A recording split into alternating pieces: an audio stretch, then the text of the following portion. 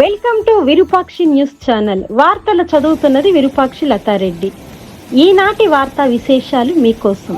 ఆంధ్రప్రదేశ్కు మళ్లీ వర్షగండం, అల్పపీడనం ప్రభావం, చలితో వణుకుతున్న ఉత్తరాంధ్ర. నమస్కారం, మీరు చూస్తున్నది విరూపాక్షి న్యూస్ ఛానల్. ఈరోజు మనం రాష్ట్రంలో వాతావరణ పరిస్థితులపై ఒక ముఖ్యమైన అప్డేట్ అందిస్తున్నాం. గత నెలలో మెంథా తుఫాను ప్రభావం నుంచి తేరుకుంటున్న రాష్ట్రానికి మళ్లీ వర్షగండం పొంచి ఉంది. శనివారం నాటికి ఆగ్నేయ బంగాళాఖాతంలో అల్పపీడనం ఏర్పడే అవకాశం ఉందని రాష్ట్ర విపత్తుల నిర్వహణ సంస్థ పేర్కొంది. ఇది 48 గంటల్లో మరింత బలపడి పశ్చిమ వాయువ్య దిశగా కదిలే అవకాశం ఉంది. ఈ ప్రభావంతో గురువారం నుంచే ప్రకాశం, నెల్లూరు, చిత్తూరు, తిరుపతి జిల్లాల్లో మోస్తరు వర్షాలు కురిసే అవకాశం ఉంది. రేపు కృష్ణా, బాపట్ల, ప్రకాశం, నెల్లూరు, చిత్తూరు మరియు తిరుపతి జిల్లాల్లో తేలికపాటి నుంచి మోస్తరు వర్షాలు కురుస్తాయని ఈ సందర్భంగా వాతావరణ శాఖ అధికారులు తెలిపారు. ఇక ఉత్తరాంధ్రలోని ఏజెన్సీ ప్రాంతాల్లో చలి తీవ్రత పెరుగుతుంది.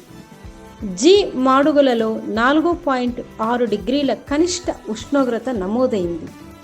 ఇది ఈ ఏడాది రాష్ట్రంలో నమోదైన అత్యల్ప ఉష్ణోగ్రత కావడం విశేషం.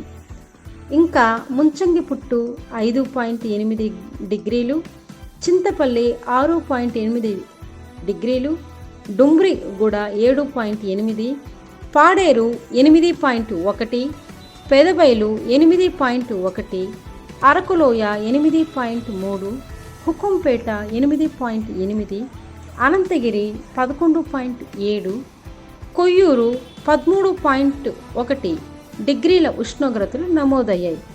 ఈ చలితో ఏజెన్సీ ప్రజలు గజగజలాడుతున్నారు.